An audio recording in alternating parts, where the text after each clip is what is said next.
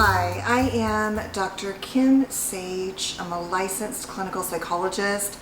Welcome to my channel. I am so glad you're here. My crazy kitten Coco is probably going to dart around, so just be prepared for that. I know last time you guys were laughing that I was like so focused she was walking around in the back. Didn't even seem to acknowledge her, and you're right. I get like, okay, laser focused. I have 1 hour to make videos in between patients or whatever I'm doing, so but it is hard to resist the cuteness, if that is true. Okay, so today's video is really about understanding the first criteria of having a parent who struggles or struggled with untreated and likely undiagnosed borderline personality. And this may actually be a parent that you thought was, just emotionally immature. My goal is really to help people understand in a way that illuminates and validates the struggle for borderline people who suffer, but at the core to help their children, adult children, understand what happened to them or what's happening right now. Because as I've said in many videos, I literally had a master's degree and was getting a doctorate before I really understood that my mom struggles, I believe, with this disorder. And it explained why I couldn't see it, didn't see it. Also because this disorder has unfortunately been very demonized and pathologized in ways that don't serve that community who suffer, and they certainly don't serve us as their children. And because BPD can often look like complex trauma, and there's such a layering of trauma and parenting practices and things like that, it can be really hard to understand and understand why you have such, I really believe the core is such conflicting feelings and or so much pain and wound inside from someone that you may also really truly love, or thought you loved, or just don't understand at the core. So really quickly, if you're new here, please consider subscribing, and that way you get notified when I post new videos, which is right now Tuesdays, Thursdays, and Saturdays. And just really quickly, feel free to fast forward, but I have 3 courses you can check out in the links down below. My main course really is this flagship course called Borderline and Narcissistic Parents, Healing and Dealing with Your Trauma. And it is just full of videos, exercises, journal work, affirmations, meditations, you name it. And then another course that's a free course on helping to identify potentially what happened to you in childhood. And then also a course called Remothered, which is all about helping you understand how to set up your life in ways that honor the loving and healing parts of your inner child as well as the inner parent, because you are both. Okay, so I want to talk today about the number one, literally the first criteria. We have to have 5 of 9 possible symptom criteria met to diagnose borderline. If you're not sure, please check out this video I posted just last week. But what I want you to understand is the very first criteria is described as frantic efforts to avoid abandonment, real or perceived, meaning that you will actually leave them, and they might even perceive that you're going to leave them in a conversation that feels like you're leaving them. It could be an action that they feel is insensitive or hurtful. It could be in you just trying to grow up and be a different person and individuate and differentiate and start dating or have a family of your own. All of that, if they're not aware and understanding what's going on with them, can feel like a threat of you leaving them and not loving them and all of that. And so that often triggers their own behaviors, which can be very intense, very hurtful, feel very manipulative, although really it's not about masterful manipulation for the most part. I believe it's about them acting out of their wound, and that doesn't mean that it's okay for us on the other end, but I think it helps explain sometimes what happens. And I've seen once they understand what's happening with the newer treatments, they can make shifts in managing that. But what I'm talking about for the most part is a parent that never had it, isn't having some kind of support now, and helping you make sense of what it looks like. Coco is distracting me just this much. I'm going to try to stay focused. Hopefully it's not too loud for you guys. Coco, you want to come say hi? Come say hi. Say hi? Can you say hi? Hi. So, frantic attempts to avoid real or perceived abandonment. What does that really look like, as I'm saying, and what does it do for you? And it looks like I said, anything that at the core is a threat. She won't knock over my camera. And what it really is at the core is that it's a way of raising a child to never leave them. Because for many parents who struggle, it's not true for all, because remember, there's a vast and wide spectrum. But if you perceive your children as safe objects, right? Like they come from you and you have this disorder, in your mind, you've just given birth to, which is why I get so triggered by, parents calling their child their new best friend.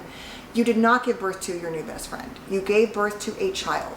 And that child does not belong to you in the sense of like the rest of your life. They owe you and you get to determine their life and they must never leave you. This is a separate human being, and there's a fine line between being friendly and being a friend to your child and your adult child and having a great relationship, and setting up an emotional dynamic and physical and mental situation where that child feels like they are existing for you, and yet also trying to find their own way in life. And that's where the rub really starts, the more you push into your own, sense of self. So I know for sure there are at least 6 ways that this fear of abandonment is wired into us as children, that we have to do the work to overcome. And no matter what label you give a parent who struggles like this, from this diagnosis to another diagnosis, if the parent seems to struggle with this issue, no matter what, this is often what it looks like. Number 1, you are wired to feel bad for them. And that is because you were taught very early that their feelings are really big and intense. Happy, angry, sad, especially the more angry feelings. But you learn, because you've been exposed to their world so much, that, and you're part of them, you're an extension of them, that you need to feel bad for their feelings. Because when they feel bad, you feel bad. But you're not often allowed to your own bad feelings. In other words, you have to rotate around mommy or daddy or parents' feelings. And because they've sort of made themselves out to be, oftentimes, it's not my fault, you're the bad child, or I have the bad partner, or your daddy's a bad partner, or your grandmother. They have oftentimes a very victim-like mindset. And I'm not saying that in a negative, judgmental way to hurt them.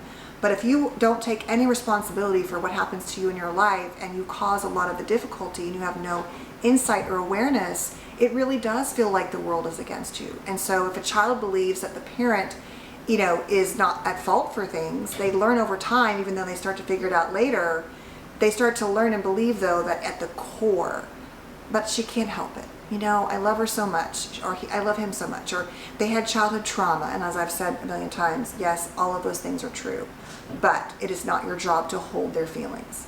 So you learn to hold their feelings. That's the good and bad, often the splitting dynamic, where they have a hard time holding bad feelings. But at the core, you end up always feeling bad for them. And that can make it difficult for you to separate and set healthy boundaries and reconfigure the relationship. Number 2, you're wired not to leave them. So you're leaving because of this fear of abandonment might be going off with your friends and feeling like, oh, but she's really sad over her divorce. I shouldn't leave her home alone. Or I'll just go out with her tonight and we'll hang out instead because I know that she's having a difficult day. You are just wired to, maybe in your marriage, to take care of them. Your spouse pays for things for them. You take them on vacation. They move with you. Whatever it is, you just feel like you can't leave them in any real emotional or physical or mental way, which makes it hard for you to obviously set, healthy boundaries.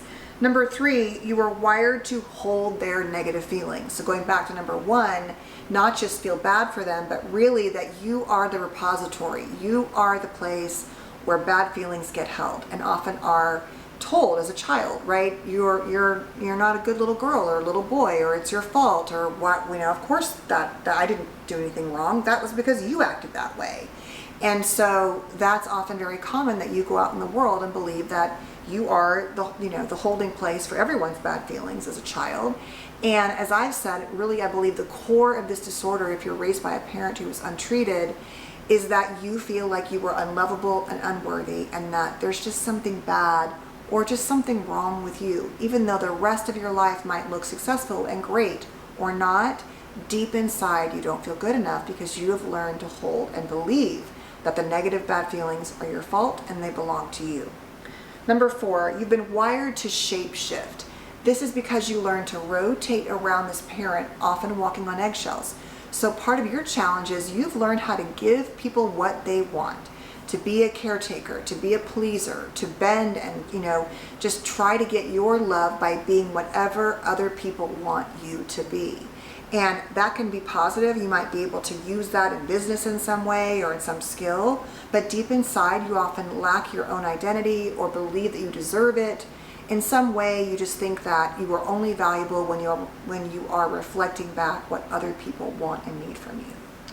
Number 5, you are wired to believe, as I said, this goes with it all together, that everything is your fault. And so if you are at the core someone who believes that bad feelings are your responsibility and you should feel bad for everybody, every partner, every friendship, every relationship, you start to believe that, you know what, at the end of the day, it is your fault. And so you might over apologize. Maybe you go the opposite way and you don't want to ever believe things are your fault because you always feel bad inside. So you have that kind of, you never own your own stuff, but deep inside, that's because you always think things are your fault. And that is where we are going back to holding that emotion in childhood. And lastly, you are wired to basically spend your entire life never abandoning anybody else, always feeling responsible for everybody else, and not allowed to have your own sense of self, that there is something wrong with separation, individuation, that you're not just building your own life, you are actively abandoning and hurting other people.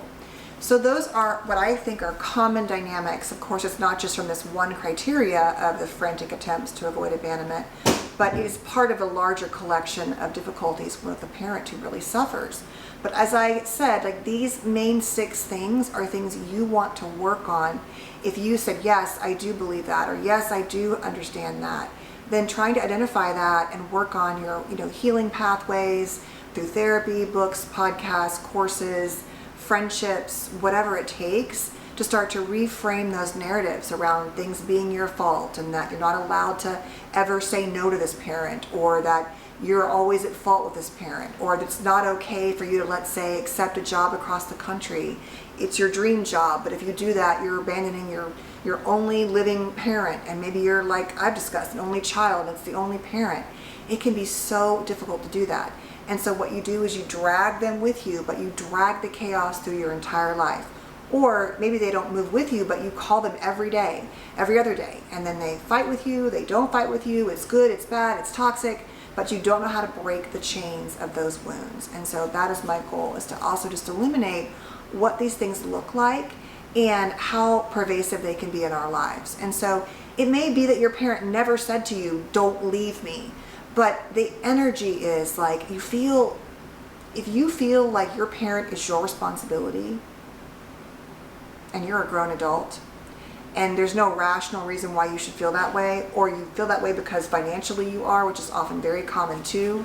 I've seen a lot of these parents we have to support financially, even if they were really successful, because they tend to have this stable instability. They're often the ones who had the marriage and lost everything, had a job and lost everything, were really successful but then weren't, or struggled to ever really provide for themselves. That's also true, just kind of getting by. And I know in certain cultures it's a belief system that we care for our parents. I'm not talking about that.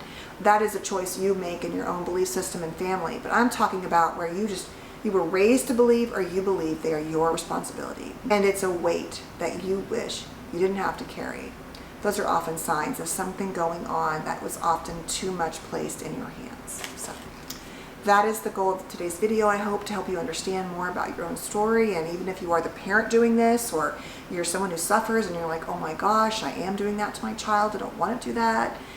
Just to validate everyone who's on this, this whole experience, I think it's important to talk more about it. So thank you for being here. Please stay safe and well, and I will see you in a couple days. Take care. Bye-bye.